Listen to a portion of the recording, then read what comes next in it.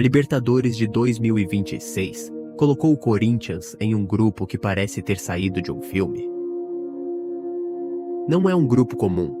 Não é aquele caminho tranquilo, cheio de adversários desconhecidos. O Corinthians caiu em uma chave pesada. Peñarol, Santa Fé, Platense. 3 adversários, 3 países, 3 estilos completamente diferentes. E talvez exatamente por isso, um dos grupos mais perigosos de toda a competição. De um lado, existe o peso da camisa uruguaia. Do outro, o desgaste da altitude colombiana. E fechando o grupo, a armadilha argentina de um time que talvez ninguém tema, mas que pode complicar qualquer favorito. A pergunta é simples. O Corinthians está preparado? Porque se quiser voltar a sonhar com a glória eterna, vai precisar sobreviver a uma verdadeira sequência de batalhas. Peñarol. O primeiro obstáculo atende pelo nome de Peñarol. E quando se fala em Peñarol, não estamos falando de qualquer clube. Estamos falando de um gigante do futebol sul-americano. 5 vezes campeão da Libertadores. Dono de uma das camisas mais pesadas do continente. Um time que talvez não viva sua fase mais brilhante, mas que continua assustando quando a competição é Libertadores. Existe algo diferente quando o Peñarol joga esse torneio. A torcida muda, o estádio muda, o clima muda, e o campeão del siglo vira uma panela de pressão. A arquibancada amarela e preta empurra o time desde o aquecimento. Os sinalizadores acendem. As bandeiras começam a balançar. E parece que cada lance vale uma final. Jogar lá nunca é simples. Muito menos para um Corinthians que historicamente já sofreu em jogos fora de casa na Libertadores. O Peñarol costuma jogar de maneira intensa. É um time físico. Forte na bola aérea, forte nas divididas, forte nas jogadas pelos lados. Cada escanteio parece um pênalti. Cada lateral vira uma chance de gol. E o Corinthians sabe que não pode entrar desligado. Porque se o Peñarol fizer um gol cedo, a torcida entra de vez no jogo. E aí o estádio parece encolher o campo. O time uruguaio ainda conta com jogadores rápidos no ataque. Jogadores que aproveitam qualquer erro, qualquer passe errado, qualquer espaço deixado pela defesa. Por isso, talvez esse seja o jogo mais perigoso emocionalmente. Porque além de enfrentar um time tradicional, o Corinthians também vai enfrentar a pressão. Santa Fé. Se o Peñarol assusta pela tradição, o Santa Fé assusta por outra coisa. A altitude. Bogotá fica a mais de 2.600 metros acima do nível do mar.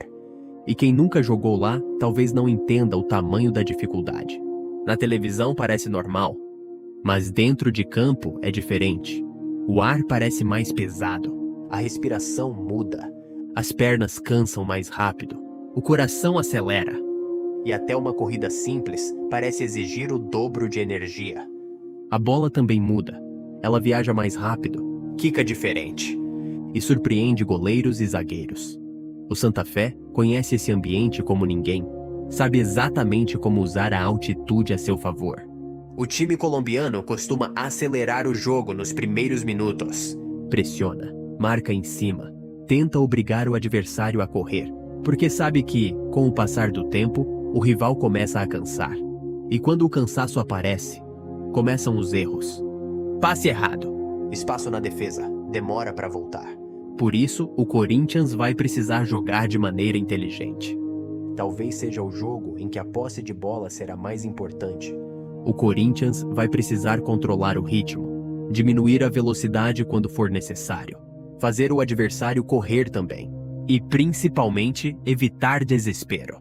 Porque na altitude, quem tenta resolver tudo correndo, normalmente quebra no segundo tempo. Platense. E então aparece o Platense. Talvez o menos famoso. Talvez o time que menos chama a atenção quando o grupo é sorteado.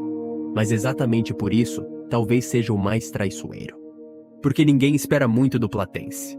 E é justamente aí que mora o perigo. Os argentinos costumam transformar esse tipo de jogo em uma armadilha.